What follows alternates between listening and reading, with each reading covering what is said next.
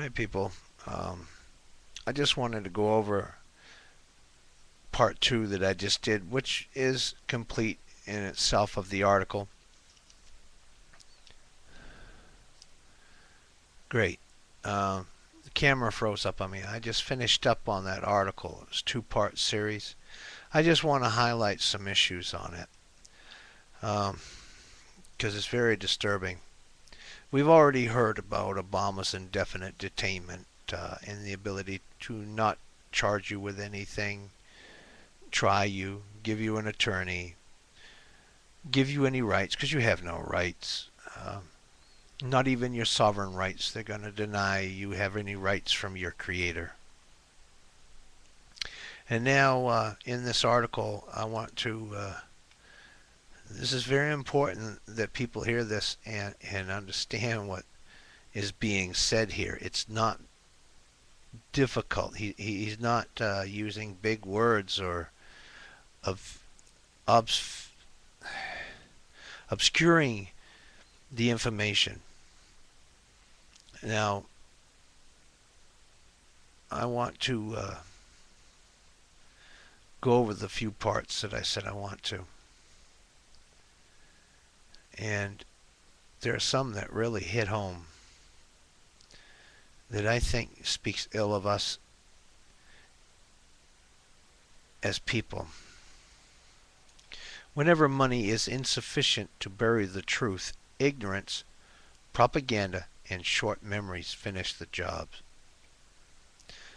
Alright. Now, I remember when following CIA Director William Colby's testimony before the Church Committee in the mid-1970s, Presidents Gerald Ford and Ronald Reagan issued executive orders preventing the CIA and U.S. black op groups from assassinating foreign leaders. In 2010, the U.S. Congress was told by Dennis Blair, head of National Intelligence, that the U.S. now assassinates its own citizens in addition to foreign leaders. When Blair told the House Intelligence Committee that U.S. citizens no longer needed to be arrested, charged, tried, and convicted of a capital crime, just murdered on suspicion alone of being a threat, he wasn't impeached, no investigation pursued. Nothing happened. There was no church committees. All right. Today, it is American citizens who are on the hit list. Whatever objections there might be don't carry any weight, because the government has no problems with any Americans being assassinated, because they're not talking about assassinating them, just us. All right. Now, there's one particular part I want to get into. And that was where I said Americans, or most of them, have proved to be putty in the hands of the police state. Americans have bought into the government's claim that security requires the suspension of civil liberties and accountable government.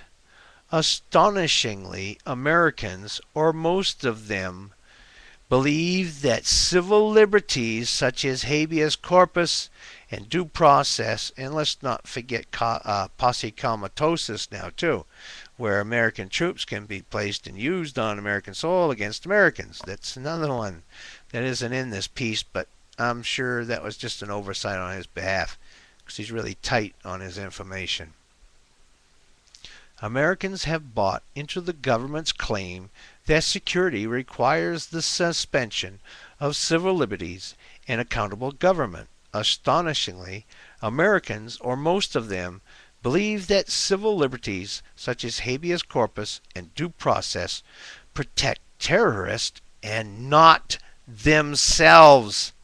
Not themselves. Do you get it? Most Americans don't understand that the Bill of Rights protects the American people. They think, okay, yeah, yeah, go ahead, do what you want with the Bill of Rights. We understand that you're not going to play fast and loose with us. It's just going to apply as far as the terrorist.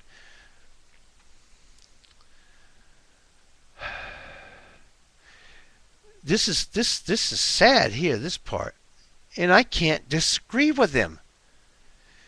Many also believe that the Constitution is a tired old document that prevents government from exercising the kind of police state powers necessary to keep Americans safe and free. Most Americans are unlikely to hear from anyone who would tell them any different. And I've included in the About section the information I said I was going to impart to. Uh, this guy, his credentials, it's really something else. I can't poke holes in what he's done.